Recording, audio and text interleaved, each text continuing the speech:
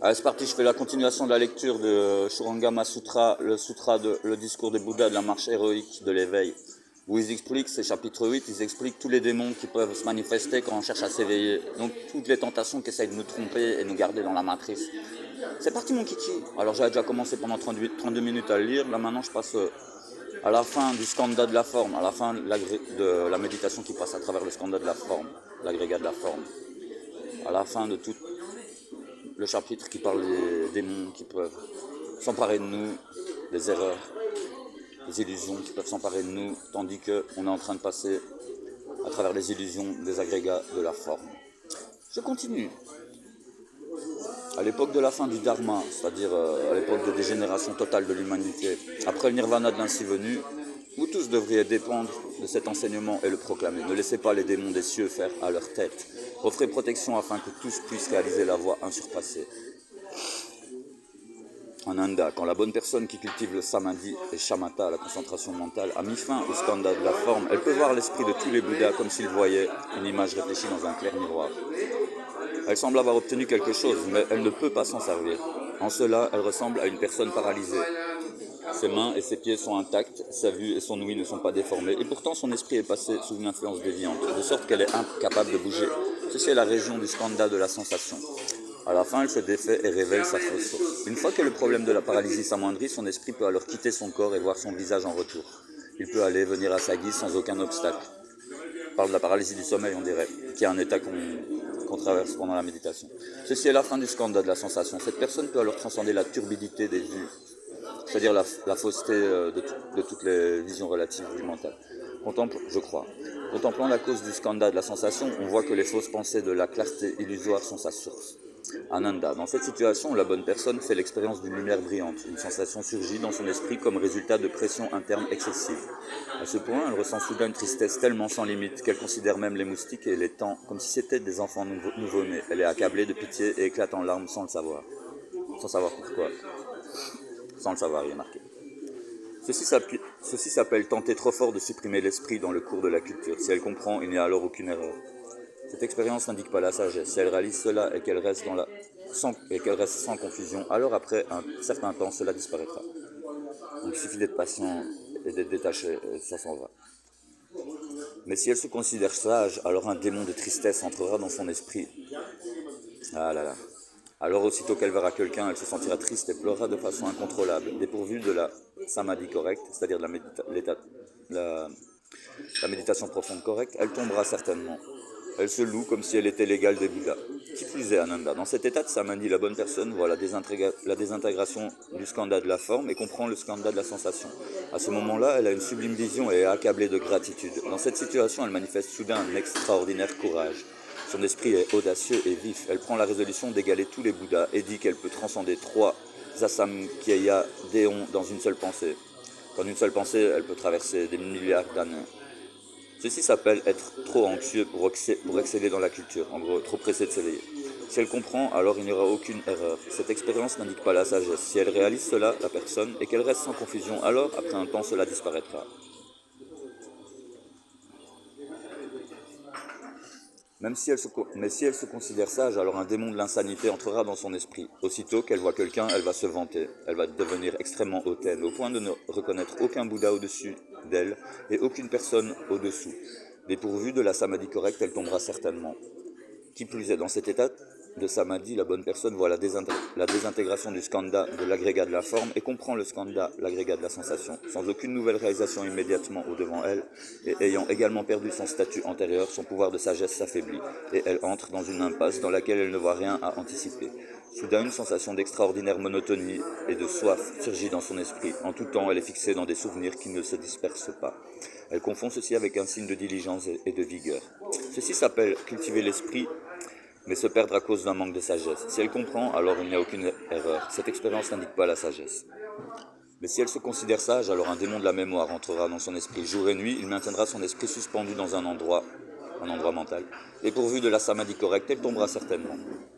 Qui plus est, dans cet état de samadhi, la bonne personne voit la désintégration du skandha de la forme et comprend le skandha de la sensation. Sa sagesse devient plus forte que sa samadhi, et par erreur, elle devient impétueuse.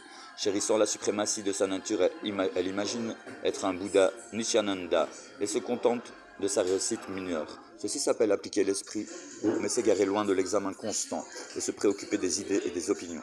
Si elle comprend, alors il n'y a aucune erreur. Cette expérience n'indique pas la sagesse. Mais si elle se considère sage, alors un vil démon aisément satisfait entrera dans son esprit. Aussitôt qu'elle verra quelqu'un, elle annoncera « J'ai réalisé l'insurpassée vérité absolue ». Dépourvue de la samadhi correcte, elle tombera certainement dans le samsara à nouveau, dans le mental, dans les illusions. Qui plus est, dans cet état de samadhi, la bonne personne voit la désintégration du skandha de la forme et comprend le skandha de la sensation. Elle n'a pourtant pas obtenu de résultat et son état d'esprit antérieur a déjà disparu. Parcourant les deux extrêmes, elle sent qu'elle est en grand danger. Soudain, elle devient très anxieuse, comme si elle était assise sur le lit de fer. C'est un enfer. Ou tu es sur une grosse plaque de fer bouillant. Ou comme si elle avait pris du poison. Elle ne souhaite aucunement continuer à vivre. Et elle demande constamment aux gens de lui enlever la vie pour qu'elle puisse être libérée plus tôt. Ça m'arrive souvent. Il y a toutes sortes de démons qui essayent de m'empêcher d'avancer. J'en suis conscient. Je suis conscient que c'est pas la vérité. Je suis conscient que quand j'étais dans la vérité, tous ces trucs-là n'étaient pas là. C'est juste des trucs qui essayent de me rattraper, de me retaper en bas et de me faire emmener les autres en bas. Alors qu'en fait, la vérité, je la connais. Et elle n'a rien à voir avec tout ce blabla. Ça, c'était ma parenthèse à moi. Bon, je continue. Qui plus est, dans cet état de samadhi, la bonne personne voit la désintégration du skandha de la forme et comprend le skandha de la sensation. Elle n'a pourtant pas obtenu de résultat et son état d'esprit antérieur a déjà disparu. Parcourant les deux extrêmes, elle sent qu'elle est en grand danger. Elle croit. Soudain, elle devient très anxieuse, comme si elle était assise en enfer, sur le lit de fer bouillant, ou comme si elle avait pris du poison. Elle ne souhaite aucunement continuer à vivre et elle demande constamment aux gens de lui enlever la vie pour qu'elle puisse être libérée plus tôt. Ceci s'appelle cultiver, mais perdre les expédients. Si elle comprend, alors il n'y a aucune erreur. Cette expérience n'indique pas la sagesse. Il faut persévérer. Mais si elle se considère sage, alors un démon de la dépression chronique entrera dans son esprit et pourra prendre couteau et épée et trancher sa propre chair, abandonnant avec plaisir sa propre vie. Il y a un démon comme ça qui m'avait suggéré il y a un an, quand j'étais en dépression. En fait, je cultivais la dépression pour voir ce que ça allait amener comme fantôme. En fait, il y a la dépression que ça manifestait, je l'ai nourri exprès pour voir quel type d'être humain et de fantôme ça allait attirer. Et ben, franchement, c'est de la merde. Ils veulent juste que je me tranche la gorge. Là-dessus, je ne l'ai pas fait. Et puis 2 jours plus tard, quelqu'un d'autre l'a fait. Pourtant, je n'en avais pas parlé. Là-dessus, des démons se déplacent et font du mal autour d'eux. Là-dessus, soyez conscients de tout ce qui se passe. Et protégez-vous s'il le faut. Là-dessus, je continue. Ceci s'appelle cultiver mais perdre les expédients. Si elle comprend, alors il n'y a aucune erreur. Cette expérience n'indique pas la sagesse.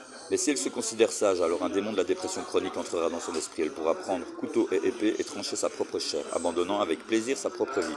Ou bien, poussée par l'anxiété constante, elle pourra s'enfuir dans la nature sauvage et ne plus vouloir voir les gens. Ça, c'est moi aussi. J'en ai marre des êtres humains, mais j'ai même pas envie de me faire chier dans votre nature sauvage là-dessus. Moi, je parle de processus qu'il y a dans mon mental. Des tendances récurrentes, on va dire. Il n'y a pas que moi, il y en a plein qui sont comme ça. Là-dessus, sachez que c'est juste des réactions et que si on a la patience et qu'on continue la méditation avec une bonne intention, tout ça passe, tout est éphémère. Toutes les expériences sont éphémères jusqu'à arriver à l'état de non-expérience ou d'expérience totale, si on veut, au-delà de l'expérience. Parce que les expériences sont dans la conscience, dans le mental, et on est au-delà de la conscience, au-delà du mental.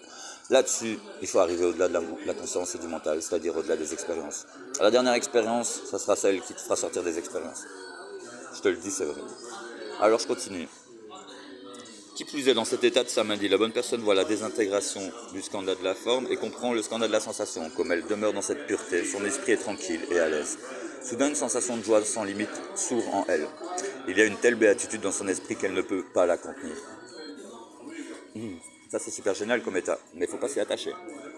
Ceci s'appelle faire l'expérience de la légèreté et de l'aisance, mais manquer de la sagesse pour la contrôler. Si elle comprend, alors il n'y a aucune erreur. Cette expérience n'indique pas la sagesse totale, je veux dire. Mais si elle se considère sage, alors un démon qui aime le bonheur entrera dans son esprit. Un démon qui aime le bonheur entrera dans son esprit. En gros, tu deviens accro à la joie. Ce qui n'est pas bon parce que ça fait partie de la dualité. Elle chantera et dansera dans les rues. Elle dira qu'elle a déjà atteint la libération sans obstacle. Dépourvue de la samadhi correcte, elle tombera certainement dans les illusions à nouveau.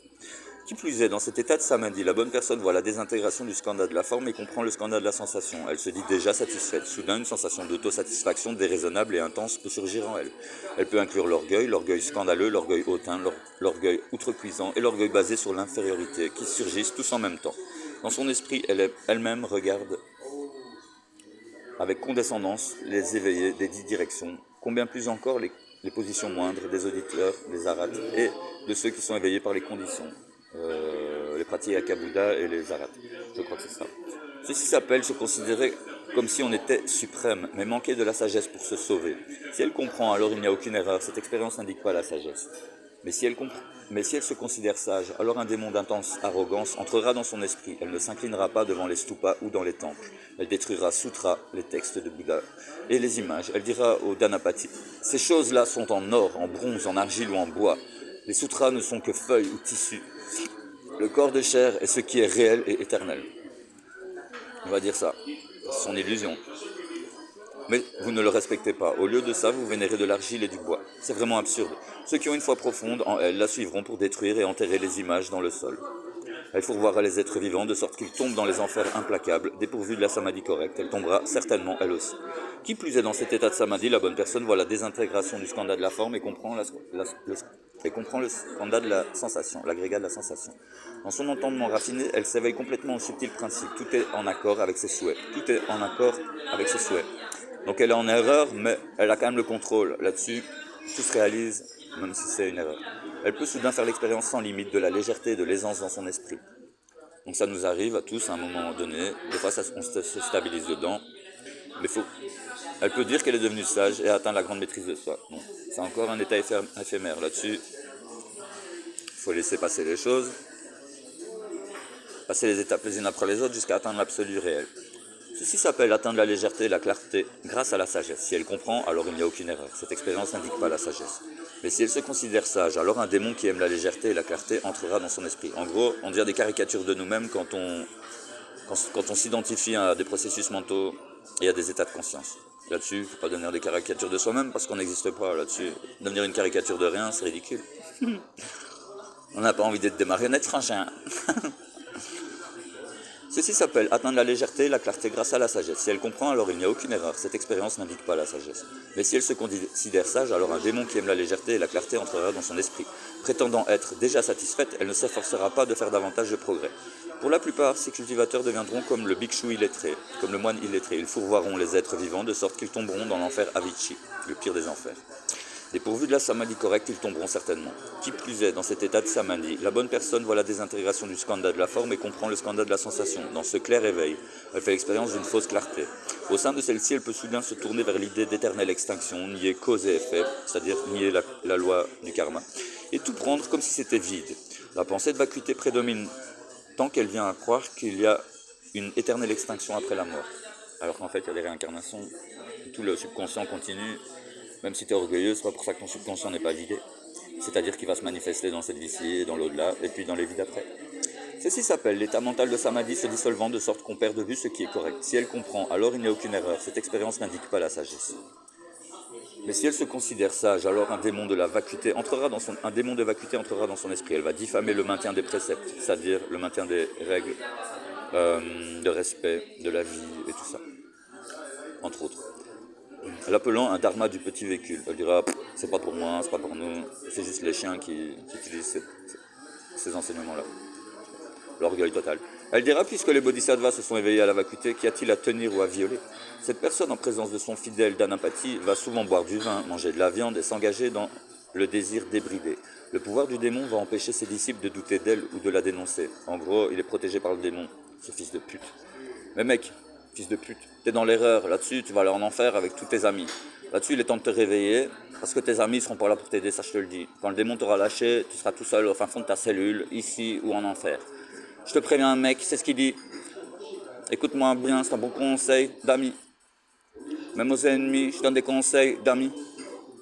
Mais si elle se considère sage, alors un démon de la vacuité entrera dans son esprit. Elle va diffamer le maintien des préceptes, l'appelant un dharma du petit véhicule. Elle dira, puisque les bodhisattvas se sont éveillés à la vacuité, qu'y a-t-il à tenir ou à violer? Cette personne, en présence de son fidèle Dhanapati, je sais pas c'est quoi, va souvent boire du vin, manger de la viande et s'engage dans le désir débridé. Le pouvoir du démon va empêcher ses disciples de douter d'elle ou de la dénoncer. Après que le fantôme l'ait possédée pendant longtemps, elle peut consommer des excréments et de l'urine ou de la viande et du vin, prétendant que toutes ces choses sont vides. Elle va rompre les préceptes moraux du Bouddha et induire les gens à commettre des offenses.